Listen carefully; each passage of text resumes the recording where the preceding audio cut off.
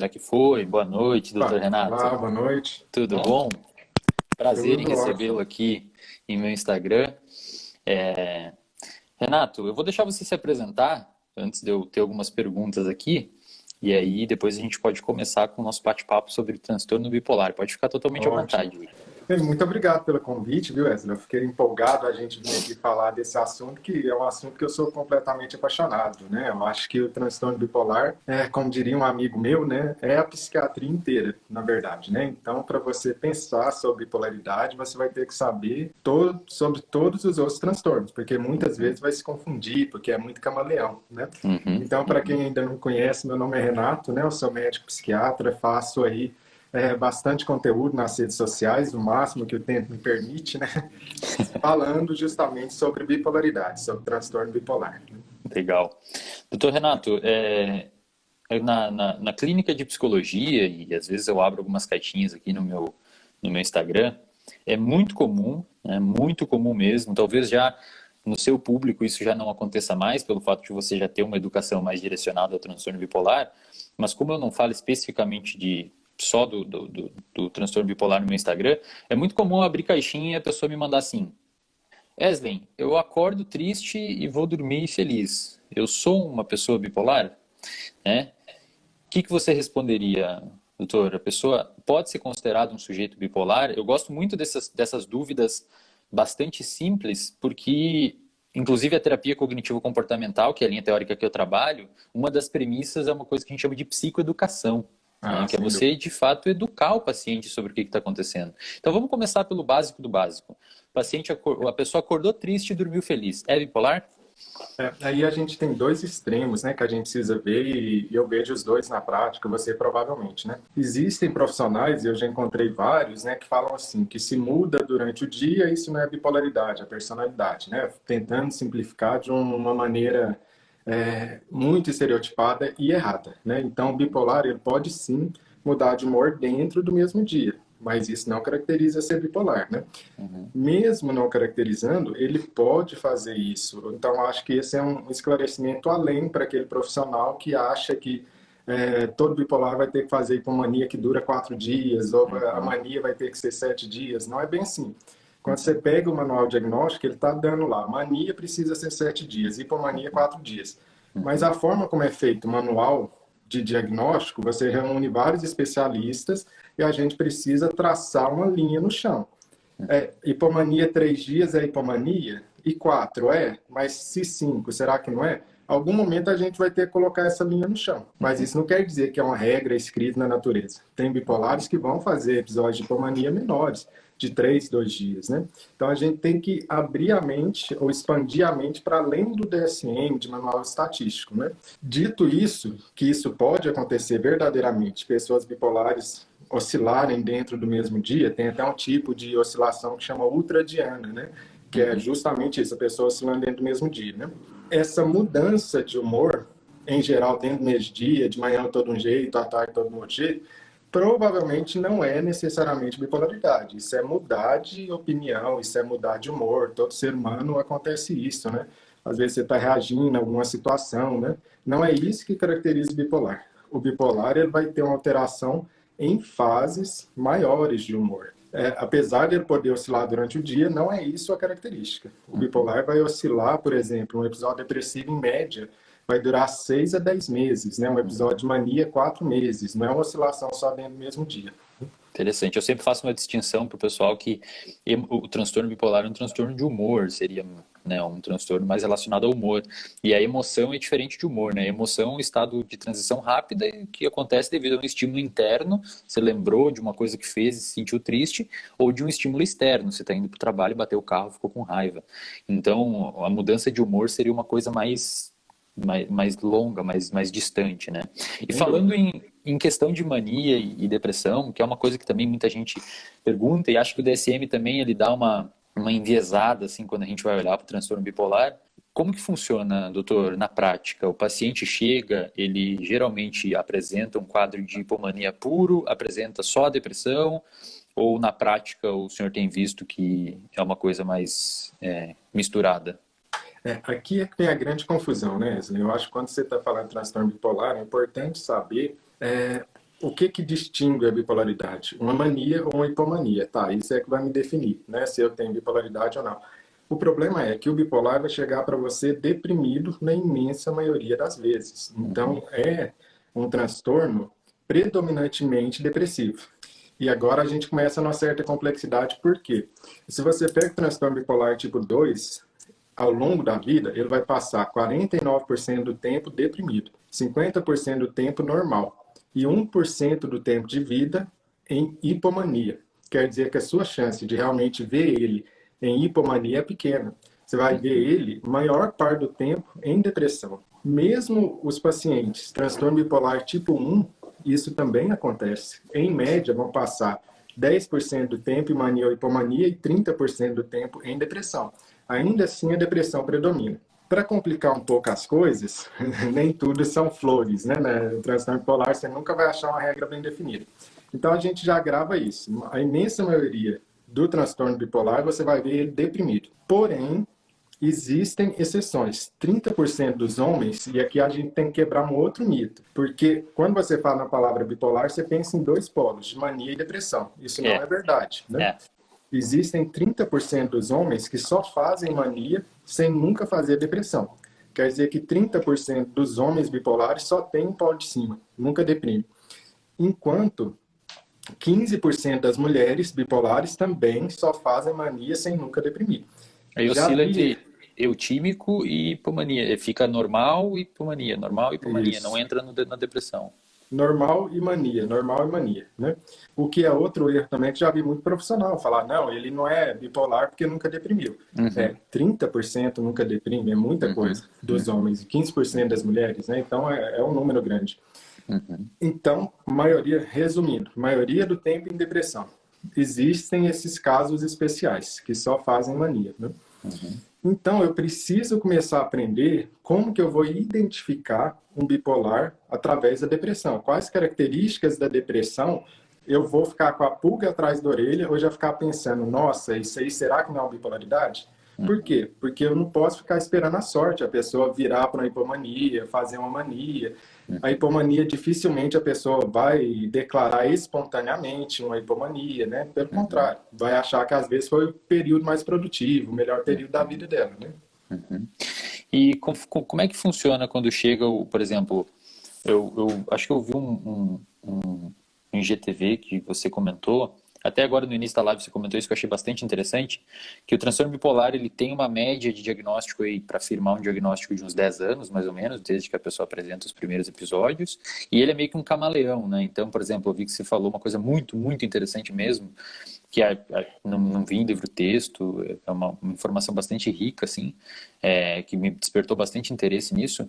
Até fez eu rever alguns pacientes meus e conversar com os psiquiatras deles relacionado a essa informação. Uma hipomania é muito semelhante a um TDAH. Então, o bipolar, ele...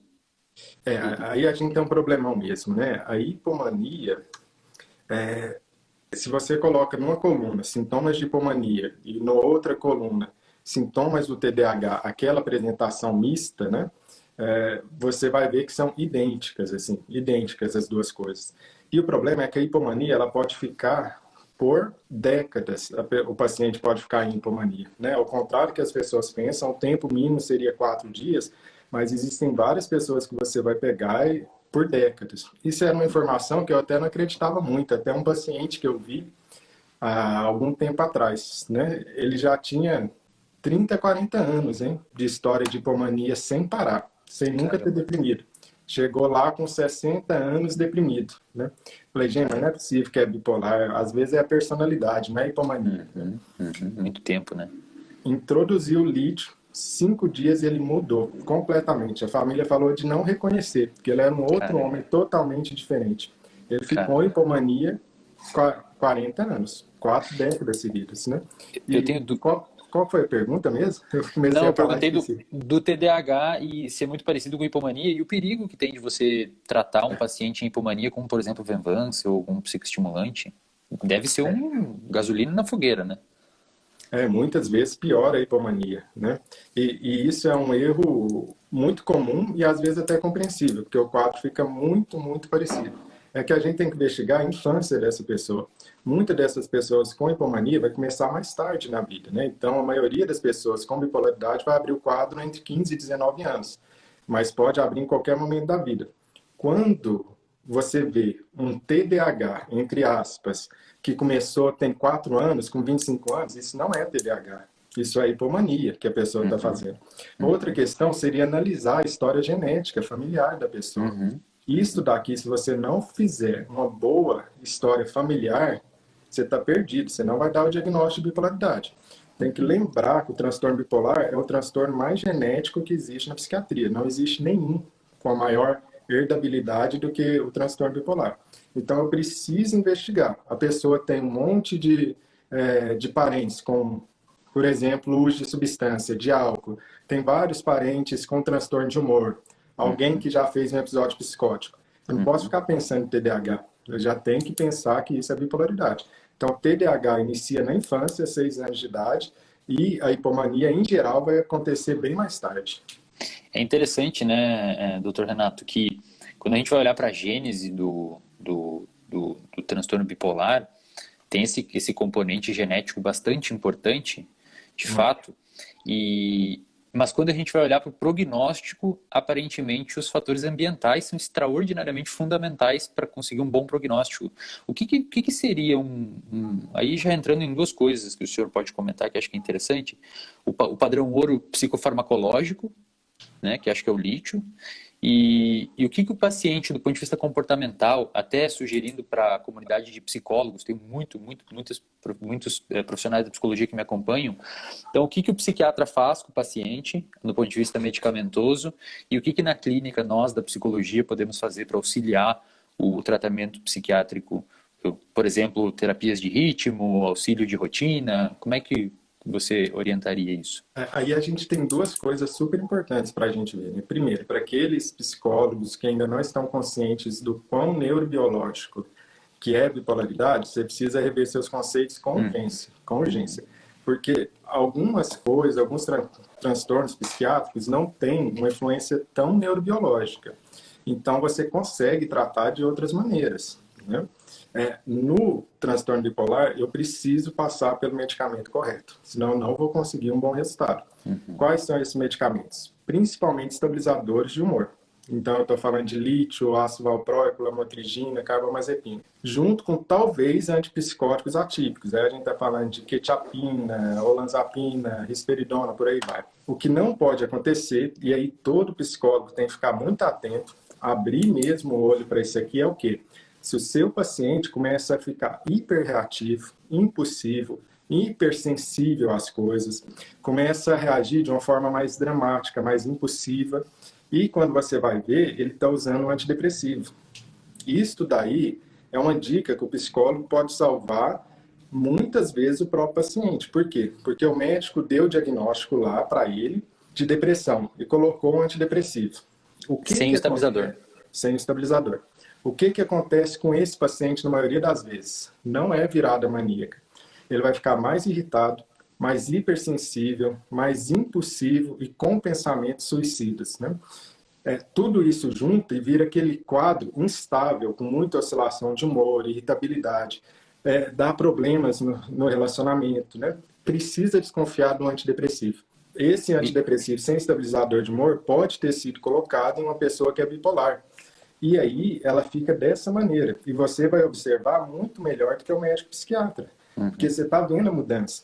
Você vê que aquela pessoa era mais estável emocionalmente e de repente ela começou a oscilar, ficar hiperreativa, começar a beber demais. Algumas pessoas podem até começar a se cortar ou se machucar de alguma maneira de tanta angústia que fica por conta do antidepressivo isolado, sem o estabilizador de humor. Né? E isso o psicólogo realmente precisa ficar atento, porque pode ajudar muito e vários psicólogos dão um diagnóstico de bipolaridade antes do psiquiatra, por observar essas coisas, né? Legal. Acho que não só por ter um contato, às vezes, semanal e já vinha há um tempo com o paciente, de fato, se você está monitorando bem as características e sempre ter uma hipótese diagnóstica aberta para você submeter essa hipótese diagnóstica a um escrutínio à luz dos novos dados que você obtiver, você consegue, de fato, ter esse acompanhamento e, eventualmente, você conseguir salvar mesmo o paciente, porque eu já peguei paciente bipolar que estava só com antidepressivo e é realmente assim, acho que até você comentou numa live, fica mais ou menos parecido com border, né? Muito parecido, muito parecido. E às vezes aumenta o antidepressivo ainda, e É aí que vai piorando ainda mais, né? E quando a gente está falando em terapia para bipolaridade, não existe outra coisa, viu? É terapia cognitivo comportamental, existe também a terapia de ritmo social, né? Muitas pessoas perguntam, mas você é contra a psicanálise, não sei o quê, né? Eu não sou contra a psicanálise, né? Eu mesmo já fiz sessões de psicanálise, né? Mas simplesmente não funciona para bipolaridade. Essa é a verdade, não adianta ficar insistindo. Pelo contrário, na minha experiência clínica, a psicanálise atrasa muito o tratamento correto de um paciente que tem transtorno bipolar tipo 2. Justamente por ficar dando interpretações para coisas que são neurobiológicas e fica interpretando e principalmente não vai na raiz do problema do transtorno bipolar, que é o quê? Ritmo. Se você consegue regularizar a rotina e o ritmo biológico da pessoa, você vai estar dando o primeiro estabilizador de humor. Então, eu como médico pego, por exemplo, alguém com transtorno bipolar e dou lítio. Esse aí é o segundo estabilizador de humor. O primeiro é o quê? Sono regular, hábitos de vida, né? Quanto mais rotina regular e hábito de vida, melhor. Não é só, tenha vida saudável, não é isso. Isso está na gênese do transtorno bipolar, no mecanismo cerebral que faz a bipolaridade surgir, né?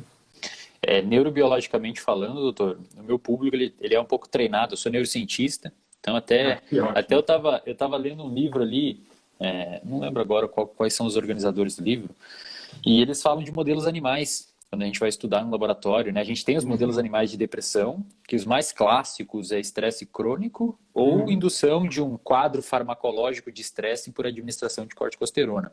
Meu público já sabe que para depressão especificamente, um dos principais, se não o principal fator de risco é um estresse crônico que desregula o eixo HPA devido ao cortisol elevado e tudo mais. Eles já estão treinados, né, a entender esse mecanismo. E aí eu vi que um modelo, até achei muito interessante, que vai de encontro com o que o senhor está falando, um modelo de indução de mania em modelo animal de camundongo e rato é privação de sono. Isso é super interessante, né? Super E como é que interessante. funciona no paciente isso? Significa que se um paciente começar a apresentar uma desregulação de sono, talvez ele vire para uma mania? O que isso sugere do ponto de vista translacional? Quando você fala, por exemplo, assim, que a bipolaridade é um transtorno de humor, essa é a posição oficial, né? Correta dos livros e dos manuais, né? Quanto mais você estuda a bipolaridade, mais você percebe que a bipolaridade é um transtorno de ritmo, não de humor. O humor vem como consequência, a ponto de pessoa, mas essa não é uma posição oficial de DSM, né? A ponto das pessoas, de médicos do sono, levantarem a hipótese que, na verdade, a bipolaridade é um transtorno do sono que leva ao transtorno de humor, né? De tão forte que é isso. Isso não bate com todo mundo, porque tem gente que tem bipolaridade e não tem alteração de sono, mas isso é raro. O que acontece? A privação de sono, você levantou um assunto super interessante. Se uma pessoa que não tem bipolaridade se priva do sono e não dorme, ela tem sensações de hipomania lá para o começo da manhã, né? Então, quando a pessoa vira à noite acordada, né? Pessoa que não tem bipolaridade, ela já tem uma certa hipomaniazinha, fisiológica mesmo, né? E o que acontece? E tem um outro ponto, além desse ponto, que a gente precisa desconfiar, já que isso é algo fisiológico do ser humano, né? Um outro ponto é um tipo de tratamento que se chama privação de sono, que já foi tentado várias vezes para depressão. A pessoa está deprimida, você priva ela de sono, inclusive na bipolaridade existe esse tipo de tratamento, apesar de não ter esse efeito tão bom quando você joga nos estudos, né? Você priva ela do sono e ela levanta da depressão, né? Melhora da depressão. Então, pode ser utilizado como um tratamento e é utilizado por algumas pessoas. E quando você toca na questão da privação de sono, isso daí é essencial. Não existe mania grave sem alteração de sono grave também. A pessoa vai começar a reduzir o sono. E aqui eu tenho que diferenciar insônia de redução de sono bipolar. Quando o seu paciente ou quando a pessoa falar assim, eu tô com insônia, não para aí, não aceita isso aí de insônia. Insônia é o quê? O que você está de insônia? Porque redução da necessidade de sono é o quê? Eu durmo pouco, mas eu continuo ativo, cheio de energia, com meu pensamento acelerado. Então, é algo diferente. Ó. Eu estou dormindo pouco, mas eu estou acelerado. Eu estou com energia. Insônia é diferente. Eu estou dormindo pouco e eu estou ali pingando de sono, estou cansado, estou com a energia baixa, né? Eu preciso identificar isso. Então, quando o paciente falar que está com insônia, que não está dormindo, veja isso, se a mente dele está ligando à noite. Porque no bipolar acontece uma coisa clássica, né? Isso aqui você vai ver demais, pode passar a perguntar a todos os pacientes bipolares, se é que você já não está perguntando, né? É o quê? É inversão do ritmo biológico para o quê? De manhã, o que você espera? De manhã, muita energia, à tarde, um pouco menos, à noite, eu estou com pouca energia e eu durmo. Na bipolaridade, isso inverte. A maioria dos bipolares vão te falar que desde a criança e adolescência, funciona pouco pela manhã, baixa energia pela manhã, aumenta a energia à noite e liga, adora a madrugada ou gosta muito da noite, sempre funcionou melhor à noite, né? Essa inversão, a maioria dos bipolares vão contar sobre isso aí. Interessante. E o lítio, do ponto de vista levando em consideração, então, que o transtorno bipolar poderia ser chamado, à luz da neurobiologia, de um transtorno do ciclo circadiano, né? Até porque eu já vi alguns estudos bem interessantes mostrando que, estudos exploratórios em modelos animais, mostrando que tem de fato uma alteração lá no núcleo supraquiasmático, que faz todos os nossos genes clocks lá, né? Que inclusive foi o Nobel de 2017, para quem descaracterizou melhor esses genes. O lítio atua ali? O lítio ele funciona nessa onda também? Tem todo um mecanismo dele, né? Existe uma enzima que chama GSK3B, né? Ela vai lá, vamos tentar simplificar, ela altera o seu relógio biológico interno.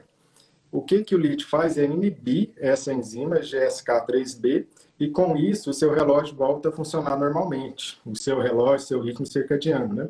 Tem outras provas disso na bipolaridade, por exemplo, que pessoas bipolares têm uma reação com a melatonina, que é um hormônio aí ligado ao sono, né, menor. Então, a melatonina, esse push de melatonina, responde menos do que em outras pessoas que não têm bipolaridade.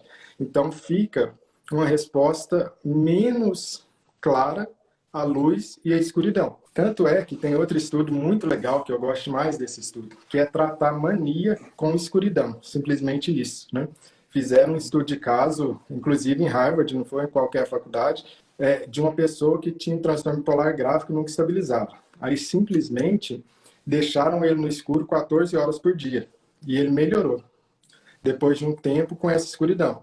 Depois fizeram um estudo em pacientes internados em mania, também deixando em 12 a 14 horas por dia na escuridão. E os sintomas de mania melhoraram também. Então, você vê o quanto que o relógio biológico interno, que é ativado por luz e escuridão, né, basicamente, está ligado na bipolaridade.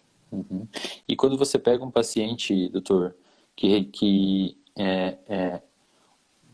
por exemplo, está com lítio, mas não se importou muito porque, se eu não me engano, eu li um tempo um estudo que foi publicado num dos braços da revista Nature, na Translational Psychiatry, que é uma revista bem legal de ler. Se eu não me engano, o resultado foi assim: eles pegaram uma população, que vale ressaltar, nem todos os pacientes respondem ao lítio totalmente, né? E eles viram que parece que regular o ciclo até aumenta a predisposição do paciente a responder ao lítio. Isso, você vê isso na clínica? O paciente que tem um ciclo desregulado tende a responder menos ao lítio? Isso faria todo sentido, apesar dos fatores de confusão no estudo desse, né? Porque quando a gente fala assim que regular o sono, o bipolar vai regular basicamente tudo junto dos sintomas, né? Então, obviamente, uma pessoa com sono regulado vai responder melhor a qualquer remédio. Se é o lítio específico ou não, né? O estudo foi feito com lítio, mas provavelmente se tivessem feito com outros estabilizadores, daria a mesma coisa. Por quê? Porque a gente sabe que regular o sono e o ritmo é o primeiro estabilizador. Quando a pessoa regulou o sono e o ritmo e está usando o lítio, ele está com 2 estabilizadores. Que um é remédio, o outro é regular o sono, né? Um é uma pílula e o outro não é. Quando ela não regula o sono e ela está com lítio, então ela foi para um estabilizador. Então ela vai responder menor, né? O que a gente sabe, assim, já bem definido há muito tempo, é que pessoas com ciclagem rápida, que seria mais de 4 fases dentro de um ano, E pessoas em episódio misto tendem a responder menos ao lítio. Né? E aí você tem um outro problema, porque ciclagem rápida e episódio misto também pode ser causado por um sono irregular, por um ritmo irregular. Então, o que vem primeiro, né? O ovo ou a galinha? A gente está sempre com essa questão nos estudos científicos, né? De achar correlação, mas a causalidade nem sempre é tão clara, né? A gente sabe que está correlacionado, a gente não sabe se um é causa do outro, né? E agora uma pergunta assim, mais a nível de curiosidade minha mesmo, assim, doutor. Na depressão a gente entende bastante a neurobiologia dela, né? Já tem muito estudo, assim, até de estimulação, estimulação cerebral profunda, estimulando algumas regiões específicas e paciente melhorando rápido e tal. Mas como é que funciona a neurobiologia de uma mania? O que acontece no cérebro da pessoa, assim, um aumento de dopamina que faz a pessoa ser mais impulsiva e motivada? Porque muita gente associa e glamoriza a mania, né? Ou uma hipomania, tipo, pô, legal. Até tem em alguns livros de neurociência mostram muitas pessoas. Até eu li um livro do Eric Kandel, que foi um pesquisador, é um neurocientista que estudou muito memória, ganhou o Nobel em 2000.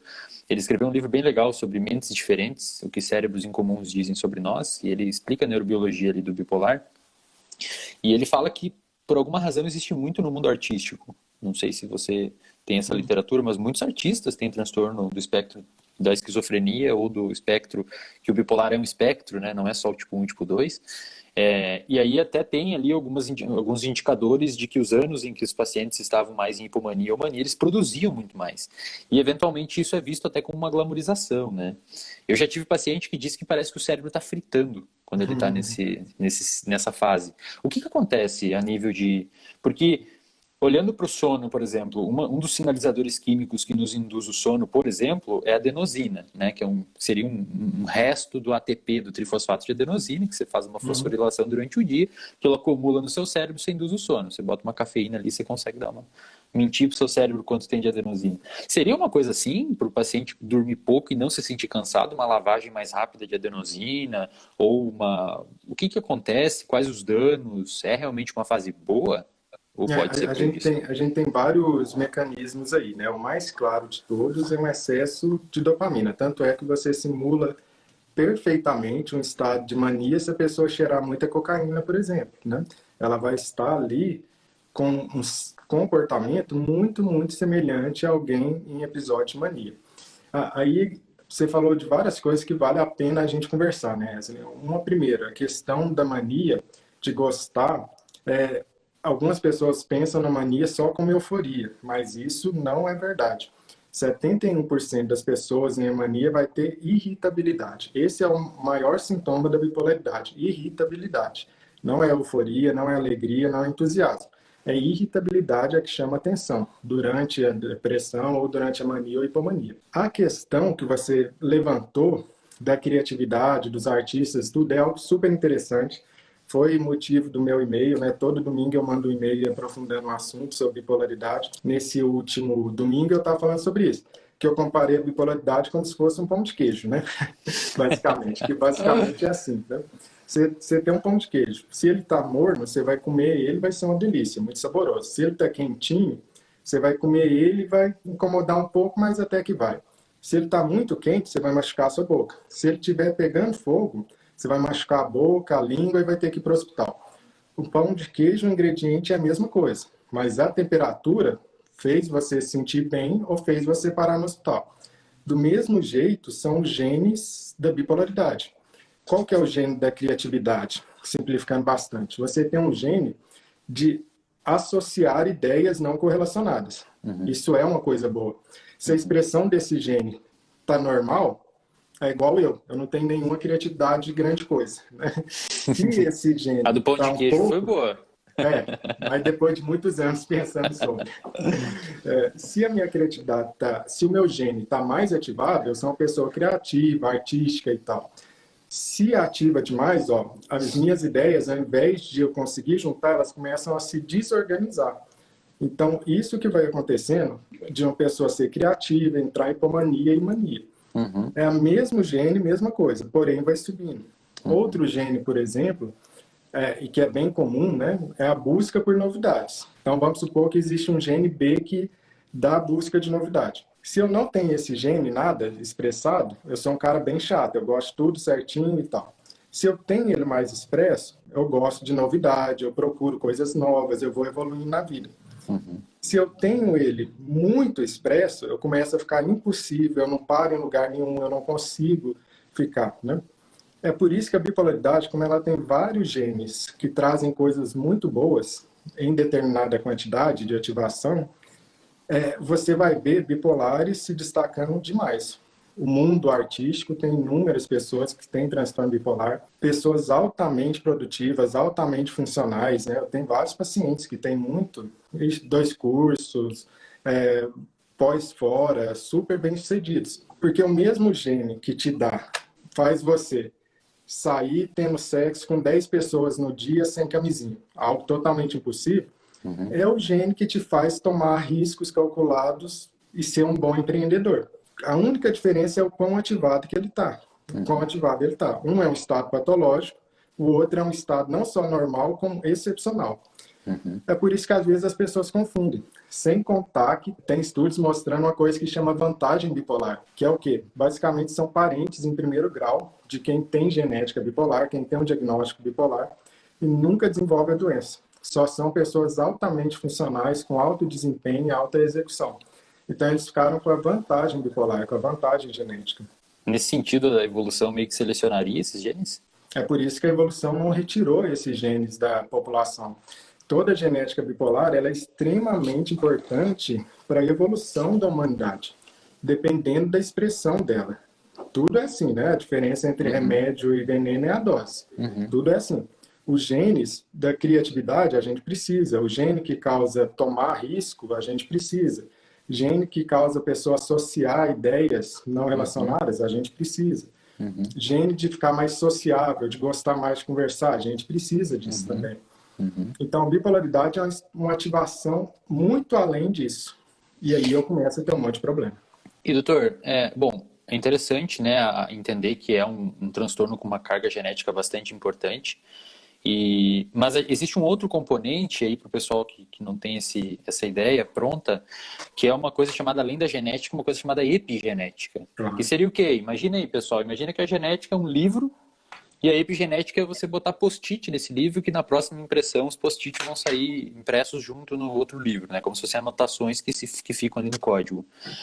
O pai, a mãe que tem bipolaridade e tratou, né, da forma adequada, e aí até dá para falar um pouco depois, o lítio ele precisa ser usado para sempre, o efeito positivo do lítio é uma coisa de anos, né, não de semanas. A pessoa que tratou isso a vida inteira, teve poucos episódios, teve poucas viradas e por consequência, obviamente, teve poucos traumas relacionados a isso, diminui a probabilidade do filho ter um espectro grave do bipolar? Por epigenética, será? É uma pergunta interessante, né? Porque a genética ela vai se manifestar em algum momento, provavelmente, né? Claro que essa é uma hipótese muito difícil de testar, porque como você vai testar isso, né? Fica muito complicado. A não ser que você conseguisse viver, observar a pessoa a vida toda, voltar de novo, observar a vida toda, né? Essa é uma hipótese que não tem como testar, né? Mas sem dúvida, ó, um dos grandes problemas é o que você falou. Imagina que alguém não cuide. Ele vai criar um ambiente de estresse muito maior para o seu filho crescer do que outros, né? E uma das coisas que a gente sabe que é essa epigenética é o quê? É estresse precoce. Isso é veneno para o cérebro. Então, quando o cérebro está sendo criado ali, principalmente na infância, adolescência, vai crescendo aí até 21, talvez 25 em alguns estudos, né? Se eu pego esse cérebro jovem em formação e ele fica submetido a estresse, um pai em mania que bate, que grita, que quebra as coisas, né? Isso vai muito provavelmente fazer com que essa criança tenha um quadro mais cedo, então ela vai iniciar o quadro mais cedo e ela vai também iniciar quadros mais graves. Tem vários motivos para isso. Algumas das coisas da gênese, assim, que a gente sabe dos vários mecanismos que podem causar bipolaridade, é o aumento da amígdala, né, que é aquela parte do nosso cérebro ligada à resposta ao estresse, né? É uma hiperatividade daquele eixo, né, que você até citou, hipotálamo, hipófise e supraadrenal, excesso de cortisol no sangue. Todos esses 3 mecanismos são mecanismos bem conhecidos da bipolaridade. Mas, ao mesmo tempo, são mecanismos que vão acontecer se uma criança estiver em um ambiente muito estressante, cheio de traumas e por aí vai. Então, com certeza, a epigenética é o que dá para a gente mudar, é o que dá para fazer. Se você tem uma vulnerabilidade genética, você pode torcer para ficar com a parte boa, né? Mas provavelmente isso não vai acontecer, mas você pode torcer, porque é mais raro. O que está no meu controle verdadeiramente de eu fazer? É minha epigenética. Dentre essas coisas, é o que você falou. Eu preciso me tratar para criar um ambiente não estressante para o meu filho crescer. Isso vai reduzir a chance dele. Ou se ele abre o quadro, ele abre um quadro mais leve, mais tardiamente, né? Que é o que a gente quer. Uhum. Uma pergunta comum que surge, né? Por exemplo, num quadro de depressão, o paciente ele toma antidepressivo por um tempo, eventualmente, dependendo do grau da depressão, ele pode manter com psicoterapia, caso esteja bem estável, né, o quadro. No quadro bipolar, doutor, como é que funciona? É uma dúvida muito comum aqui no meu Instagram. Até para os terapeutas que estão aqui assistindo, o paciente tem que tomar a vida toda, como é que funciona? Tem que ter uma noção de ritmo e de ciclo circadiano estável a vida toda, se ajustar nisso, ou toma o medicamento 2 anos, melhorou e não precisa mais? Bem lembrado, né, Wesley? O transtorno bipolar é medicamento todos os dias, o resto da vida. Sem choro nem vela, não adianta ficar negando, não adianta ficar negociando, como muitas pessoas fazem. Transtorno bipolar não tem cura, ele tem controle. E ele pode ter controle de 100% dos sintomas. A medicina cura bem pouco. A medicina consegue controlar várias coisas, mas curar não são tantas doenças assim que a gente consegue, viu? Bipolaridade é uma delas. A gente consegue controlar, mas não consegue curar. Então, o medicamento é todo dia o resto da vida. A questão é que, às vezes, vai precisar de mais medicamentos por estar em algum momento agudo de depressão, de mania, e outras vezes não, você vai poder baixar o medicamento. E aí, Wesley, por essa característica, a gente volta naquilo que você falou a primeira vez, da importância da psicoeducação no transtorno bipolar. Porque para eu dar essa notícia para a pessoa, ela internalizar isso, aceitar isso e realmente seguir isso, ela vai precisar ter o conhecimento sobre isso. Uhum. Porque a primeira coisa, quando ela melhorar, vai ser largar o remédio. Uhum. Se eu não tenho conhecimento bem fundamentado na minha cabeça de que eu não posso largar o remédio, se eu não tenho a ideia de sensitização que ocorre na bipolaridade, né, que basicamente a cada novo episódio ele fica mais grave, o período intercrises, entre as crises, reduz e ele responde menos ao tratamento. Então, olha que gravidade é a questão da sensitização. O seu próximo episódio, a cada novo episódio, o seu próximo episódio vai ser mais grave em sintomas, vai responder menos ao tratamento e vai reduzir o período intercrises. E a bipolaridade tem outra casca de banana, que é a seguinte: a história natural da doença, que já era descrita centenas de anos atrás, quando a gente não tinha remédio para mudar a história da doença, é o quê? Era uma primeira crise, 3 anos depois a pessoa tinha a segunda crise, 3 anos depois. Então, muita gente faz isso. Tem a primeira crise, usa o remédio, larga o remédio. E fala, eu estou bem. Né? E vai no psicólogo ou faz alguma outra coisa e fala, eu estou super bem. O psicólogo atento já vai sacar isso na hora. Vai falar, não, mas você está bem porque você está no período de intercrises normais. Normal da bipolaridade. Fica bem mesmo. Fica 3 anos em média e tem o segundo. Aí vai ser só 2 anos bem. Aí depois do terceiro, só 1 ano. Depois só meio ano. Depois 4 meses. Por aí vai. Quanto mais, né, e aqui está a questão, quanto mais episódios e crises, mais esse cérebro vai alterar e mais difícil vai ser a resposta ao tratamento. É por isso que eu não posso deixar essas crises acontecer. Então, bipolaridade ideal, tratamento ideal, é de prevenção de novos episódios. Aí que a TCC, que é a terapia cognitivo comportamental, entra como um divisor de águas na bipolaridade. Porque ela tem essa capacidade, né, de deixar claro para o paciente o que é bom fazer, o que funciona, o que não funciona, de psicoeducar. Tem um grupo em Barcelona que trabalha só com psicoeducação e bipolaridade e são tamanhos de efeitos assim que você não consegue nem com remédio. Né? Pega um grupo de bipolar, psicoeduca eles, ou seja, simplesmente ensina para eles, dá o conhecimento para eles de bipolaridade. E outros sem isso, esse grupo que conhece é muito, mas muito melhor. Mas muito melhor, muito menos episódios, suicídio nem se fala, reduz demais, né? É o hashtag oficial do meu perfil, inclusive, né? Conhecimento salva. Na bipolaridade, muito. Por que estou falando bipolaridade? Porque se você tem uma depressão que não é bipolar, provavelmente você vai conseguir tirar o remédio depois de 2 anos bem. Se não for recorrente, né? Se não for recorrente. Se for recorrente é outra história, né? Mas na bipolaridade não vai dar certo. Não vai dar certo. Doutor, só para fechar aqui, o paciente bipolar, pelo fato do cérebro ter essa sensitização, que imagina até que seja por um mecanismo neuroplástico, né? O cérebro deve meio que aprender a ficar doente, né, com o tempo, porque você fica ciclando toda hora, fica ativando aquelas circuitarias defensivas ou de mania ou de hipomania, e você reforça aquelas sinapses ali a nível de circuitaria e o seu cérebro fica realmente como se... Eu sempre digo que quando o paciente chega ou alguém pergunta o que é terapia, eu sempre falo que é como se fosse aprender uma nova língua. Você precisa ter uma imersão, precisa aprender o conteúdo, precisa entender a situação. E seria nessas ciclagens sem tratamento, seria isso aprender para o lado oposto. Você começa a fixar tanto um padrão de disparo neuronal para o lado da doença que depois o lítio é como se estivesse batendo ou algum tratamento como se estivesse batendo numa casca, né? E aí entra que acho que talvez muita gente não saiba, embora seja uma informação bastante difundida, acho que vale a pena comentar para fechar, o suicídio no bipolar é altíssimo, né? Muito alto.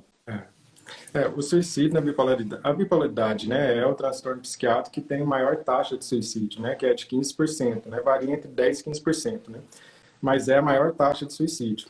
Aí que vem o papel do lítio, que é uma primeira opção, no estabilizador de humor, porque ele é o único medicamento que a gente sabe comprovadamente reduz a suicidalidade. Isso ficou bem definido, isso era algo discutido, mas depois ficou bem definido num estudo enorme que fizeram, que pegaram 2 grupos, né, um grupo de bipolar que era tratado com outros remédios e um grupo de bipolar que era tratado com lítio. Pegaram depois de 20 anos e descobriram que o grupo com lítio suicidou 8,4 vezes menos. Nossa, 8 vezes menos suicídio. Aí a discussão acabou, porque obviamente o lítio ele tem um potencial, um poder de reduzir a suicidalidade sem igual, né? E você citou uma coisa super legal aí, Yasmin, que realmente existe, além do mecanismo de sensitização, aquele mecanismo que já é bem conhecido, cerebral, que chama Kindling, desculpa. Que é o quê? Você pega um cérebro de um ratinho e a primeira vez você dá um choquinho para ele ter uma crise convulsiva. Aí tá. Passa um tempo, você dá outro choquinho, ele tem outra crise convulsiva. Mas ele não está tendo espontaneamente. Ele está tendo só provocado pelo choquinho. Até que depois de você repetir várias vezes esse choque, ele começa a ter crises convulsivas espontâneas o tempo todo, né? E isso também, esse processo, ou seja, o cérebro aprende a produzir a própria crise convulsiva. O cérebro aprende a produzir a própria doença. E isso acontece também na bipolaridade. No começo, e outra questão importante também para os profissionais de saúde ficarem atentos. No começo, as crises, na maioria das vezes, são causadas, tem um gatilho. Você vê ali aquele gatilho. Foi uma briga, foi uma coisa, foi outra.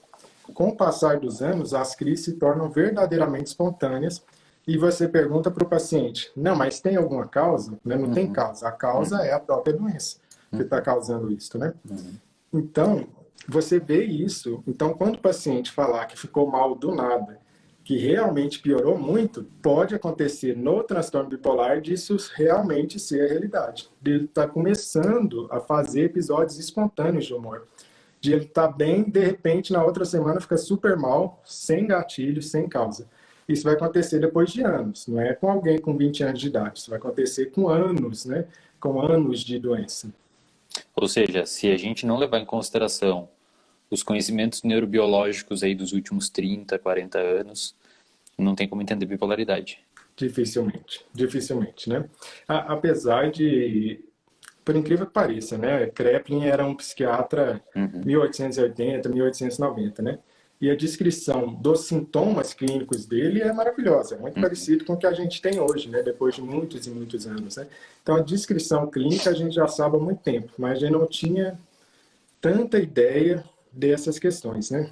E, para complicar a vida, tudo isso é bobagem. Bipolaridade, na verdade, não é o que está no DSM. Bipolaridade hoje, assim como qualquer transtorno psiquiátrico, é uma imensa cesta onde que a gente coloca várias centenas de doenças que a gente ainda não sabe o que é. Essa é a verdade da psiquiatria. né? À medida que vai evoluindo, tudo vai virar neurologia. Porque eu vou descobrir que aquela pessoa que só tinha episódio de mania era por causa de tal coisa, né? Aí ela já sai da psiquiatria, vai para outro lugar, para neurologia, né? Então, esse é o ponto além. Então, eu tenho que aprender o que é bipolaridade e, além disso, saber que, na verdade, tudo é algo neurológico que a gente ainda não conhece, que a gente ainda não sabe. Mas, quem sabe, um dia, né, com pessoas, por exemplo, como Wesley, né, que estudam muito isso, a gente vai conseguir achar as causas neurológicas, né? Então, Renato, de verdade, muito obrigado mesmo. Foi um prazer enorme receber você.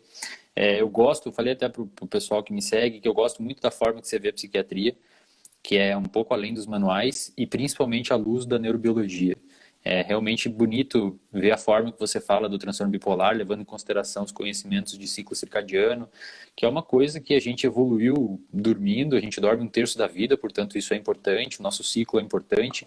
Cada vez os dados vêm mostrando mais que quanto mais você desregula o seu ciclo, diversas coisas são desreguladas juntas.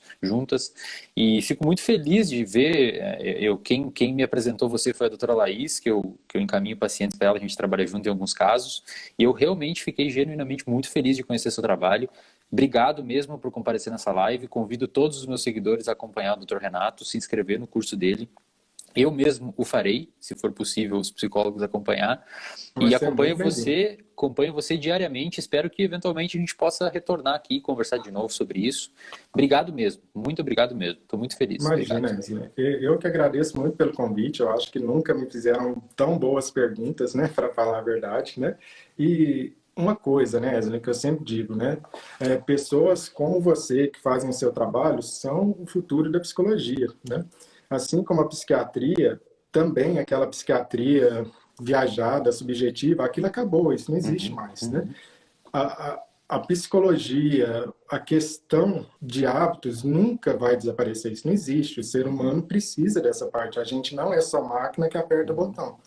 Porém, se eu não conheço essa parte de neurologia, eu vou confundir tudo, o que é sintoma, o que é neurológico, do que é da pessoa. Por isso, o psicólogo e o psiquiatra vão ter que ficar cada vez mais capacitados em neurociências, vamos chamar assim, né? A gente precisa disso para ajudar os nossos pacientes, para eu separar o que é doença mesmo do cérebro, aquilo que não é, né? Não existe melhora sem as duas coisas caminhando junto, né? Por isso, quando eu vejo cada vez mais, né, psicólogos interessados no TCC, né, tantas pessoas no seu perfil estudando, né, neuropsicologia, eu fico super feliz, porque eu vejo que a gente está indo na direção certa, né, Wesley? Você, com certeza, faz parte de quem está guiando nessa direção correta, né? Foi realmente um prazer e já está convidado para a próxima, viu? Obrigado, doutor Renato. Obrigado. Olha, eu que agradeço.